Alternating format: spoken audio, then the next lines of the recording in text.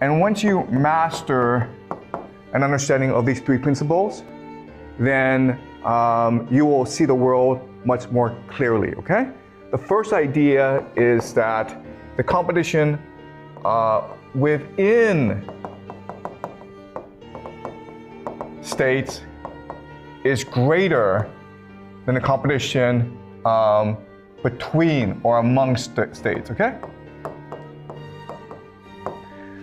And this is the idea of elite overproduction.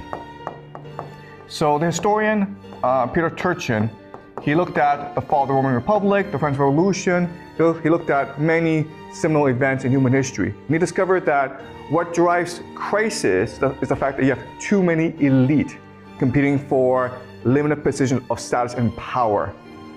Okay, and that's what drives a lot of conflict within the nation state. Another way of framing this is that the conflict in states is not between rich and poor, but between the have a lot and have some, but want more, okay?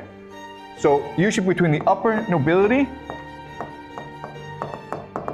and the lower nobility. And we see this throughout human history. So next class we will discuss the Rome, okay? And we'll discuss that, and we will understand that a lot of conflict was between the upper nobility and the lower nobility. So Julius Caesar did what he did because he was of the low nobility and was trying to reach the upper nobility, okay? So this is the first principle that you need to understand, that what drives a lot of conflict is elite overproduction, okay? That's number one.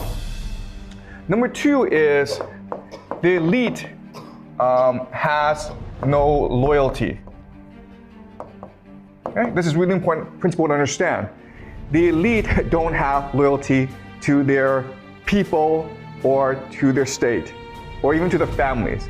They will do whatever is necessary for them to accumulate power, okay? And this idea of Game of Thrones, right? So I'm not sure if you've seen the television show or read the book series Game of Thrones, but the world is Game of Thrones. And these people who love power, they will kill their parents, they will kill their brothers, they will kill their own children in order to amass power for themselves. Okay? So the Game of Thrones is a very nasty affair. The third thing is that war is often about maintaining that status quo, okay, or the idea of equilibrium. If you look at World War I, tens of millions of people died, okay?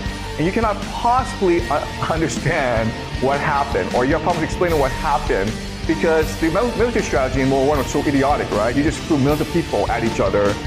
But if you understood that war is really about maintaining the status quo, that maybe you have excess population of males, and if you don't get rid of them, then they will engage in a violent revolution, okay? You understand that war is really about maintaining the status quo, then World War I makes a lot more sense.